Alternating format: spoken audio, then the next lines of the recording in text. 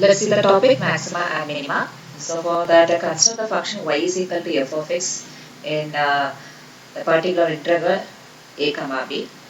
So the function should be continuous derivative. If it's so, then you can see the condition for the function is maxima or minima. For that, the first derivative will be equal to 0 and find the value of x naught. The sufficient condition for the function is maxima or minima.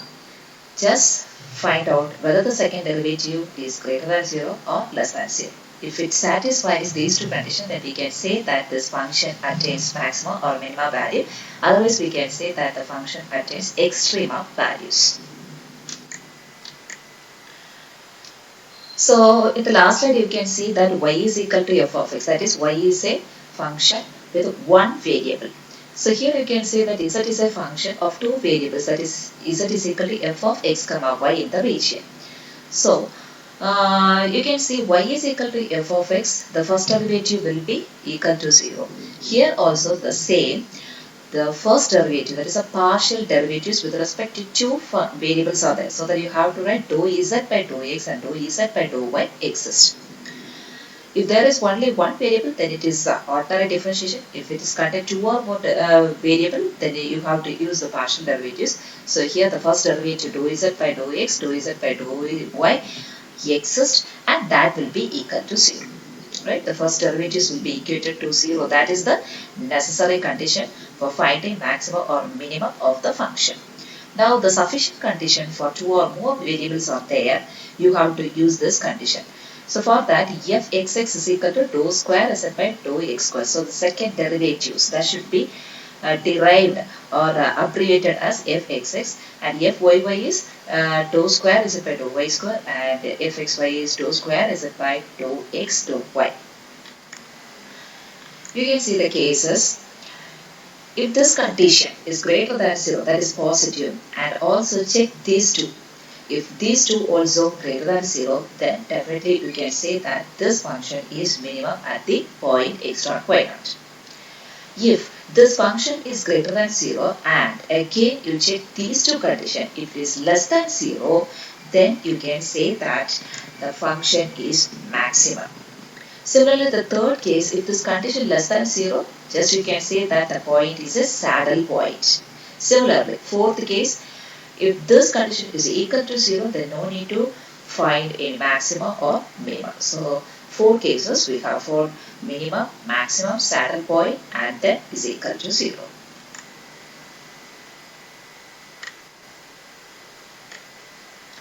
Now you can see, find the extrema values of the function x cube plus y cube, that is 3x minus 12y plus 20. So extrema values here represent, you have to find the maximum or minimum values of this function. So for that, fxy is equal to the given value. So you already know that to find the maximum or minimum minimum value, the necessary condition is first derivatives will be equal to 0. So for that, first you can find dou f by dou x, dou f by dou y, dou square f by dou x square, dou square f by dou y square, then dou square f by dou x dou y. So everything you find out. So partial derivative, as you know earlier that, so x cube, so 3x square, and here x differentiation minus 3. Similarly, x square means dou square x by dou x square means this you have to differentiate once again. So dou square f, dou f by dou y, differentiate y, so 3y square minus 12. So dou square f by dou y square, this you can differentiate. Dou square f by dou x f dou y means dou f by dou y. Dou f by dou y, you have to differentiate with respect to x. Dou square f by dou x dou y means dou f by dou y. This answer you have to differentiate with respect to x. So there is no x variable, hence we can say that is 0. So our aim is to find extrema values, that is maximum and minimum values. So for that, we can see the stationary value, that is first derivative is equal to 0. Dou f by dou x is equal to 0, and you can find x is equal to plus or minus 1. Similarly, dou f by dou y is equal to 0, and find y is equal to plus or minus 2. So we can say the stationary points are nothing but 1, 2, minus 1 comma 2, 1 comma 2, 1 comma minus 2, minus 1 comma 2, minus 1 comma minus 2. So these are the stationary points. Now you have to use each points simultaneously. So first you can take 1 comma 2. See, 1 comma 2. So this point you have to substitute in this condition. So before we see 4 cases. So such a way in this condition you have to substitute all this point. So before itself we found out fxx, fyy, fxy. Substitute all this with the help of this point and find whether it is positive, and substitute in this condition you got that is greater than 0. And you are aware that the first condition or the first case we've seen, if this condition greater than 0, again these two conditions are greater than 0, then we can say that fxy is minimum. Now minimum at this point, that is 1 comma 2. Now the minimum value, this is a minimum function at which point? So minimum value is nothing but substitute this point in the question. Okay. So our question is f of xy is equal to x cube plus y cube. So there you can substitute this point. You will get the minimum value of the function. Similarly, the next stationary point you can take. The next stationary point is 1 comma minus 2 as like the last one. So fxy, xx, xyy, xy, everywhere you have to substitute this point and check the result. Again with this condition check whether it is greater than less than 0. Here it is less than 0. If it is less than 0, then that we can say that the function is a saddle point. Here the saddle point is SADDLE, saddle point at this point. Next you can see for the next stationary point, minus 1 comma 2. Here also apply all this condition. So you are getting that is less than 0, and see here, okay, if it is less than 0 means itself we can say that the function is a saddle point. Again, next stationary point, substitute all this, and in this condition substitute you are getting greater than 0, and these two conditions less than 0. So by case we can say that this function is maximum at this point. So maximum function we got. So to find the maximum value, just substitute this point in the question. You will get the maximum value. So for that problem, find the extreme values of this function. The maximum value is 38 and the minimum value we found out earlier. Next you can see methods of Lagrangian multipliers. So for that, to find the maximum or minimum value of the function f of x, y, z, together with one constraint equation is given. One or two or three more number of constraint equations are there. So for example, here pi 1 x, y, z is equal to 0 and phi 2 x, y, z is equal to 0. If this is there, then how we are using the Lagrangian multiplier? So you can see here, you can define a function. So you must aware that to find the maximum or minimum, you must need a function. So here already a function is there, together with the constraint is there. So that we have to define a function like this, f x, y, z is equal to f of x, y, z plus lambda 1 phi 1 plus lambda 2 phi 2. Here lambda 1 and lambda 2 are the Lagrangian multipliers. So such type of one equation and one constraint equation is given. So you can write capital F is equal to f plus lambda phi. If there is 2, then you can write lambda 1 phi 1, lambda 2 phi 2, and for number of times. So for that also, the function is already defined. Now you can find the first derivative will be equal to 0. So maximum or minimum equivalent, the necessary condition is first derivative equal to 0. So dou f by dou x is equal to 0. So last you can see here, yes, f of xy z is equal to fxy. So here dou f by dou x differentiate. So this you have to write dou f by dou x plus lambda 1 dou phi 1 divided by dou x plus lambda 2 dou phi 2 divided by dou x. Similarly, dou f divided by dou y means dou f divided by dou y plus lambda 1 dou phi 1 divided by dou y plus lambda 2 dou phi 2 divided by dou y. Yeah. So similarly, z. So everything equated to 0. And if you are solving this, you can get the value of x, y, z. Solving the above equation, you will get the point x, y, z. Now you can see this question. Find the minimum value of the function subject to the constraint x plus y plus z is equal to 3a.